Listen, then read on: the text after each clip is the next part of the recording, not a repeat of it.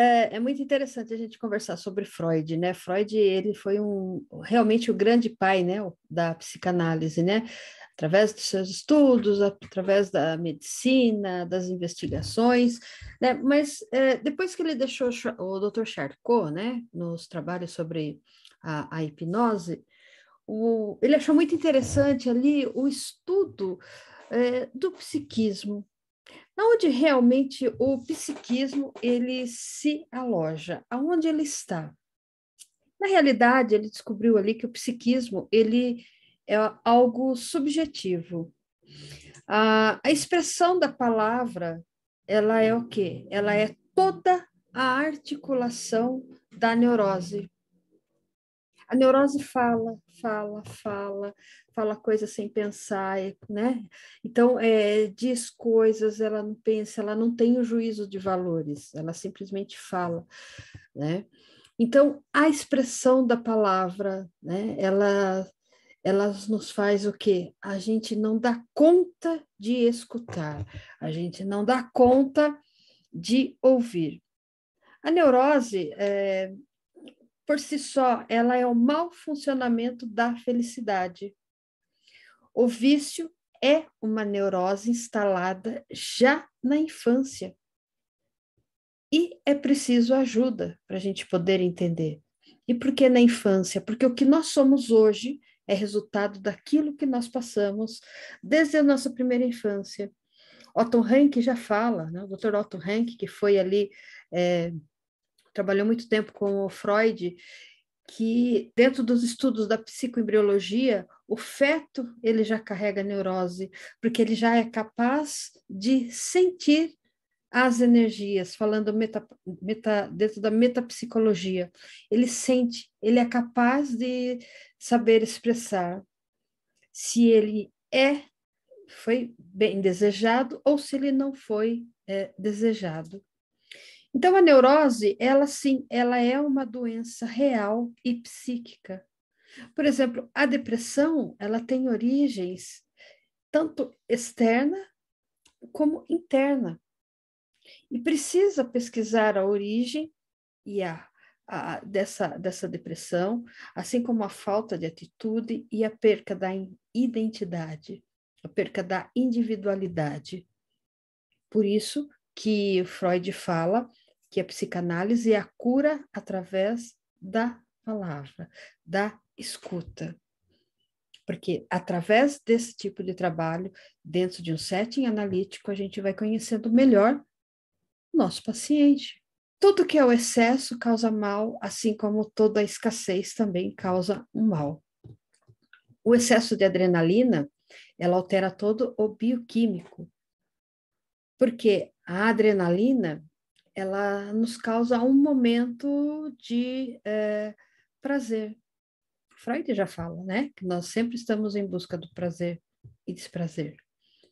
Então, a adrenalina, quando ela é fabricada em doses exageradas, por exemplo, onde que as pessoas costumam ter esse tipo de adrenalina? Em esporte de alto risco, saltar de um paraquedas, pegar uma onda, passear numa montanha-russa, isso gera uma adrenalina. E depois o nosso corpo, ele não dá conta. Tanto é que uma pessoa, depois de passar por uma adrenalina muito grande, ela tem dores no corpo, ela tem dor no músculo, ela tem dor neural. Então, o excesso da adrenalina, ela altera completamente o bioquímico, o corporal e também o neural. E por que que causa toda essa alteração?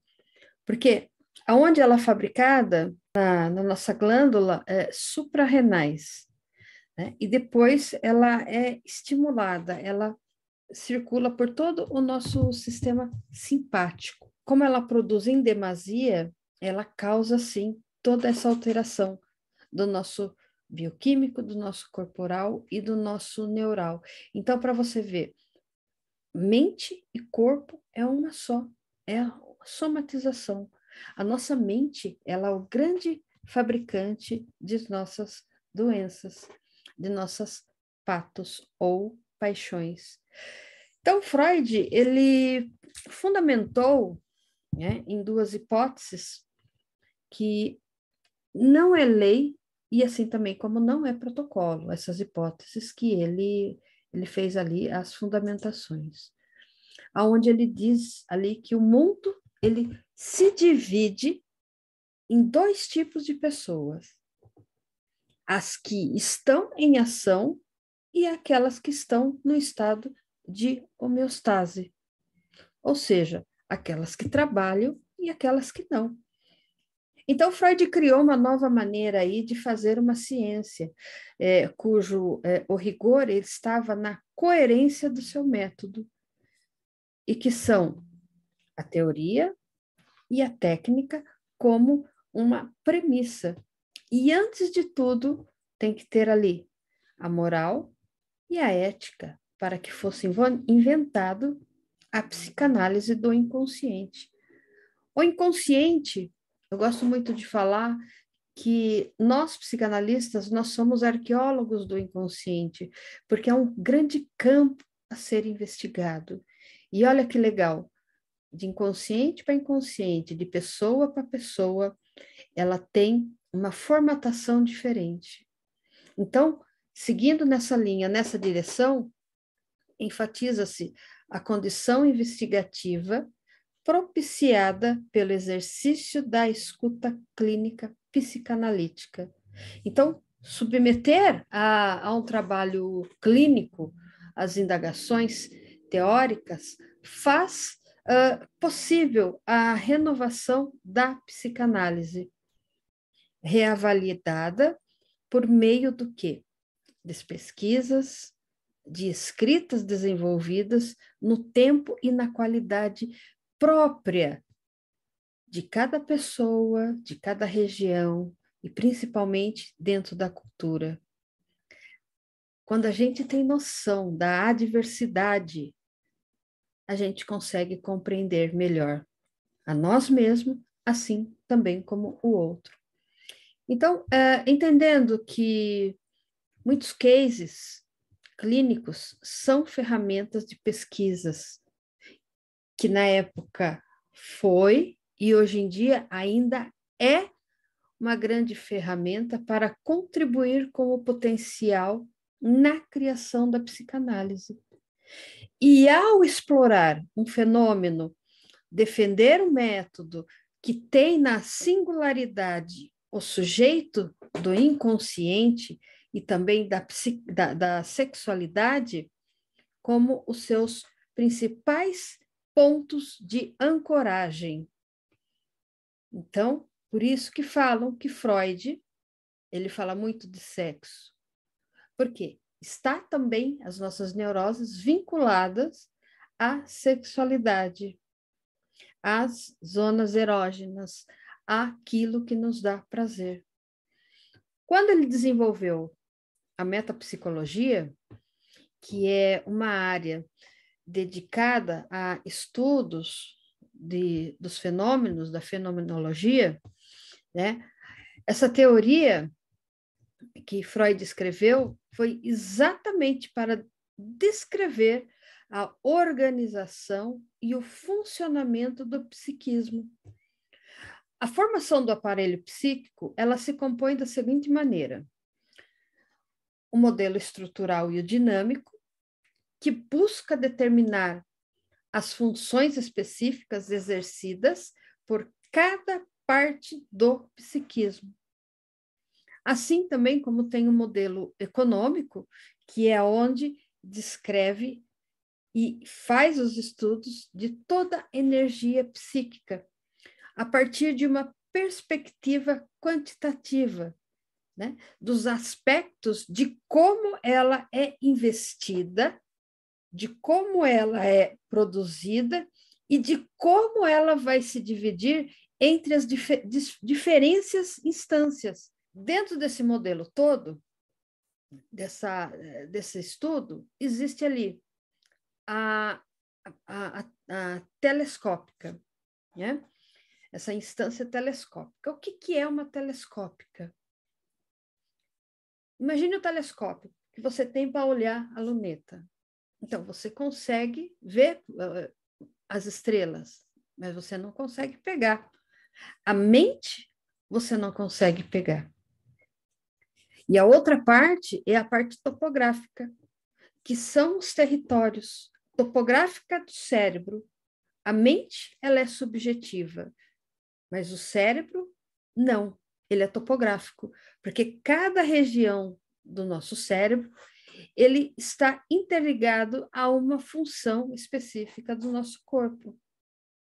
É um território, né? Porque são o quê? Lugares ocupados por cada instância psíquica, aonde podemos chamar que dentro desses estudos, Freud colocou como a primeira hipótese ou a primeira tópica, primeiro escritos, né? Tópicas como escritos, do inconsciente, aonde dentro dessa instância do inconsciente, 90% está lá, tranquilo, captando tudo o que acontece.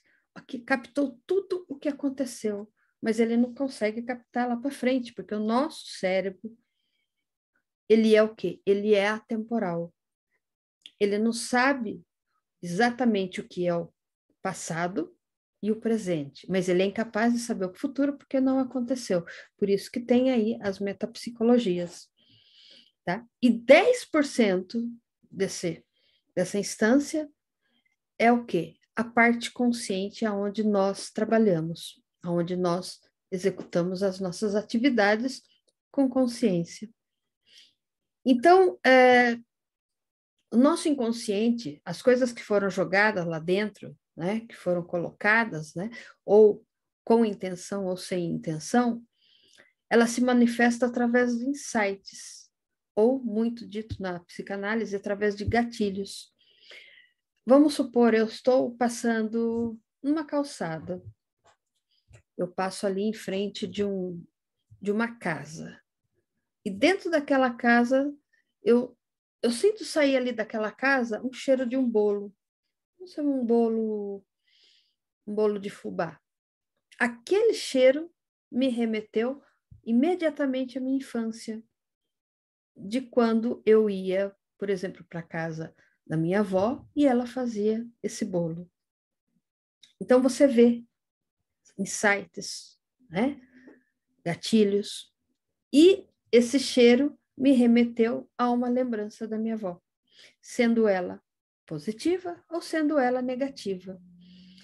Então, dentro da metapsicologia, existe ali um estudo, né, ou uma coisa muito dita, que se chama premonição, que ela acontece no estado inconsciente da pessoa. Né? O que é o inconsciente na realidade? É a parte mais arcaica do nosso psiquismo, é a parte rudimentar, podemos falar até animalescas ou reptilianas, que elas são constituídas por quê? Por pulsões e fantasias primitivas, onde se revela através do quê? Dos atos falhos, de sonhos, de xistes e principalmente sintomas. A segunda parte, né, dessa tópica, que é o pré-consciente, jamais digam, psicanalistas, subconsciente, é pré-consciente. O pré-consciente, ele funciona como uma barreira entre o consciente e o inconsciente, como se fosse uma peneira, tá? Imagine um arquipélago, um iceberg. O que está do nível do mar para baixo, que você não sabe até onde vai, é o inconsciente. A linha do mar, vamos chamar de pré-consciente. E aquela ponta que aparece ali desse iceberg é o nosso consciente. Então, esse pré-consciente, essa linha, ele funciona como uma barreira entre o consciente e o inconsciente, aonde esse pré-consciente ele vai selecionar os conteúdos que podem passar por aquela linha e chegar ao consciente. Então, esse consciente, ele faz ali a mediação de que tudo o que vai ou não subir para o consciente. E o que é o estado do consciente? É aquilo onde ele recebe toda a informação do interior e também do exterior. E essas informações, elas ficam registradas qualitativamente, porém, ela não retém registro, onde há um processamento de funções perceptivas, cognitivas e também as motoras. Então, Elizabeth Rodinesco, ela dizia que dentro desse conjunto todo, tem ali as nossas angústias, né, que vem do termo de angus, termo latim, que quer dizer o quê? O estreito. Otto Rank fala, quando ele se refere à psicoembriologia, o estreito, a angústia, é o canal estreito vaginal por onde nós passamos. Aquela angústia de sair, porque o bebê, nós estamos no lugar confortável, nós temos ali as alimentações, a proteção, certo? Não precisamos do pulmão para respirar, não precisamos abrir os olhos, nada. Então, nós estamos ali nessa homeostase. Então, quando há o nascimento, o bebê passa por essa angústia, que ele vai ter uma ansiedade de sair dali, porque ele não sabe para onde ele está indo, ele não sabe o que vai acontecer. Angústia, ansiedade, ok? E tem ali também o conceito da histeria, que também está muito vinculado à parte sexual. Histeria vem do quê? De latim, útero. Estudos de Freud, né, referente à histeria, junto com o Dr. Charcot, na época, falou que a maioria das mulheres passava por histeria. Mas dentro do volume 1 do livro de Freud, que é interessante vocês terem, eu acho que tem até aqui, um PDF, para que vocês tenham acesso, relata a história de um homem que teve histeria.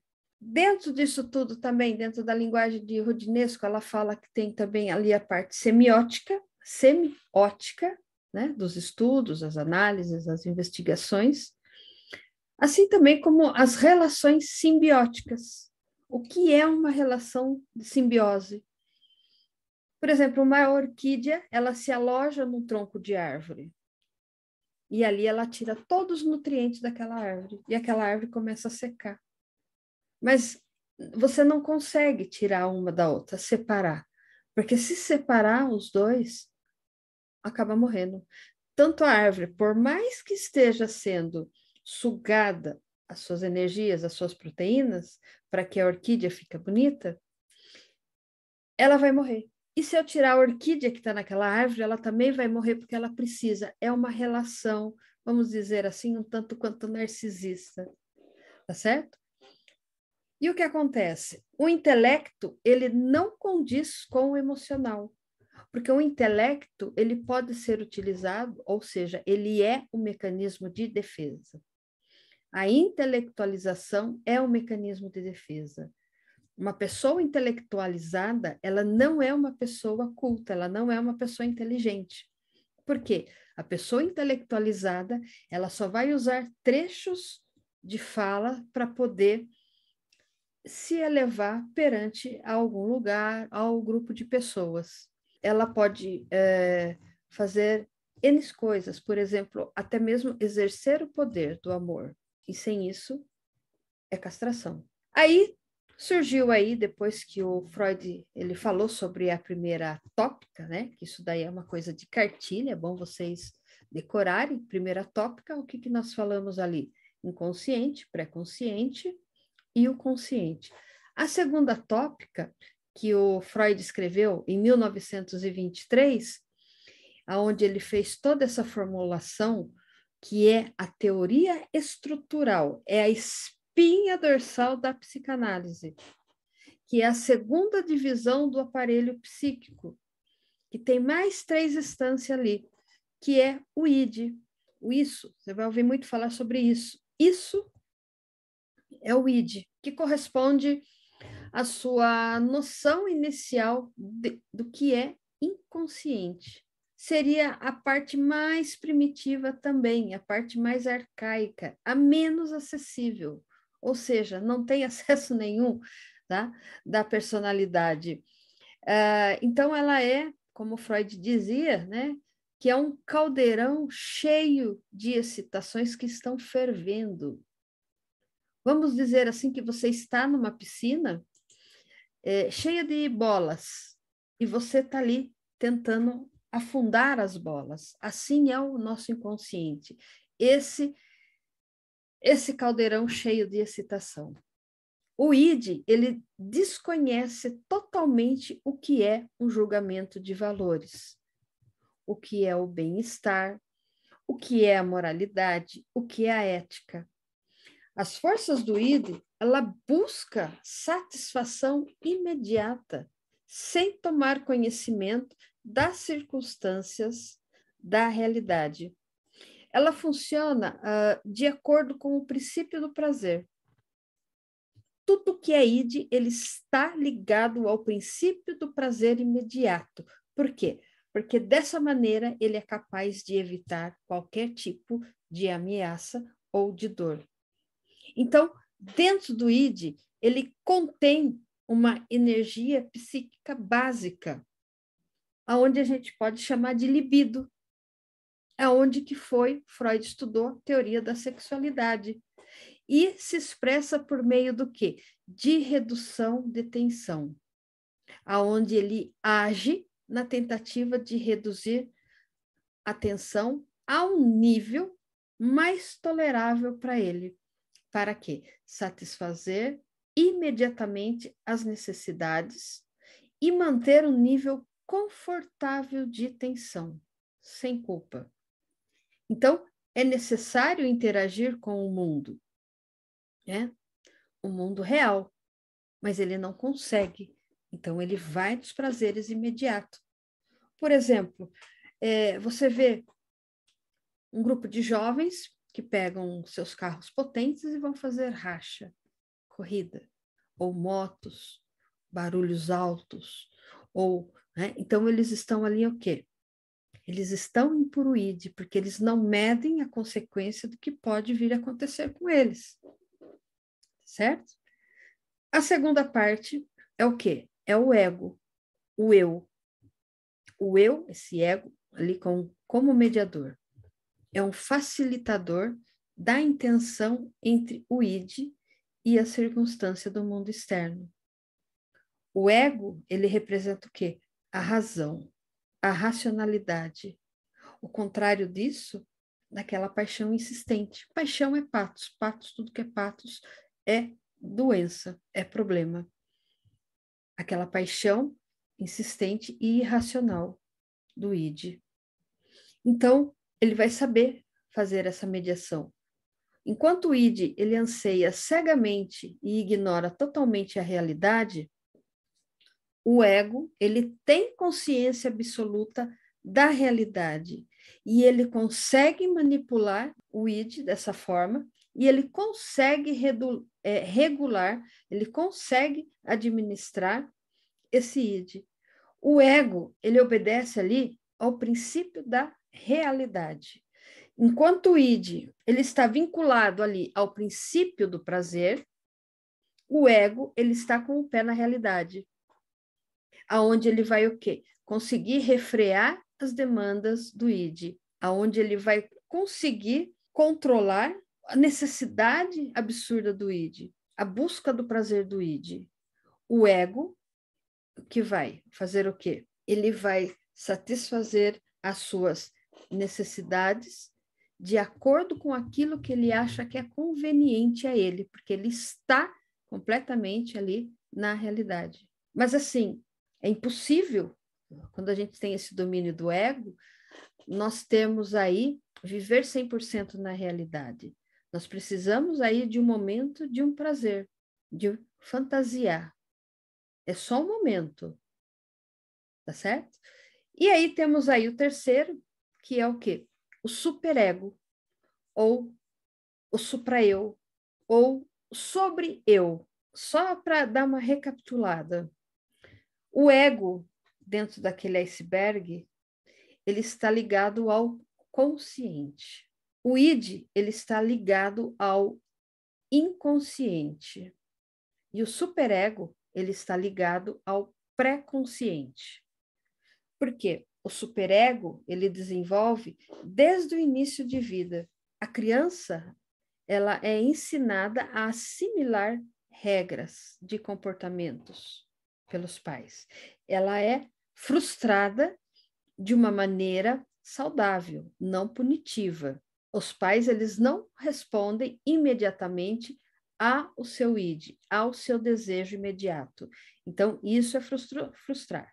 Então, elas começam ali a ter ciência dessas regras, né? Essas regras de comportamento, essas regras, elas começam a ter noção de como que funciona um sistema de recompensas e punições. Ela sabe que um comportamento inadequado, ela vai ser frustrada e não punida. Para quê? Para que ela entenda o que é o melhor para ela, sem que prejudique o outro.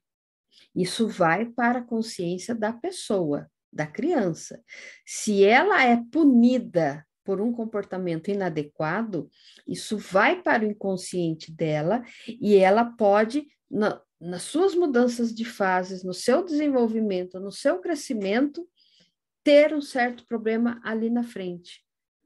Porque tudo aquilo que foi punitivo, que foi de humilhar, o que foi de ignorar, o que foi qualquer coisa vexatória para a criança, ela vai para o inconsciente e se torna um problema mais para frente. Então, a posição do superego é o quê? É fazer essas regras de comportamento para que ela não se torne uma criança animalesca, uma criança insuportável, uma criança não desejada no meio onde ela está, na família, ou na cultura, ou na escola. O comportamento aceitável para os pais ou para um grupo social. Uma vez formado o superego, o comportamento, ele se torna o quê? Fundamental. Ele é determinado, porque a criança já sabe que através das frustrações ela vai ter ali um autocontrole. E nesse ponto, ela começa a administrar as suas próprias recompensas ou frustrações. Todo esse conjunto de investigações, ele levou o seguinte resultado. Quando o ego ele começa a ser pressionado pelas forças contrárias do inconsciente, o ego ele deve tentar retardar os ímpetos agressivos e sexuais do id, perceber e manipular a realidade para poder aliviar a tensão resultante e também lidar com a busca do superego pela perfeição. É quando que o ego ele é pressionado demais e o resultado é a condição definida por Freud como ansiedade. Vamos assim imaginar aqui o superego e o id, ele ficam em constante briga. Por que o ego ele está ali com o pé sempre no pescoço do id? Para proteger o ego. Quando o superego ele não consegue vencer essa batalha com o id, o que acontece? O ego ele fica carregado de ansiedade. Mas o que é a ansiedade? É uma condição que afeta excessivamente o ser humano, porque os seus distúrbios eles estão associados a reações do organismo diante de situações estimulantes, sendo um estado altamente desgastante, tal como a aflição, a angústia, olha a angústia aí de novo, a perturbação do espírito causada pela incerteza, pelo quê? Pelas punições agressivas recebidas lá na infância. Então, uma relação com qualquer contexto de perigo.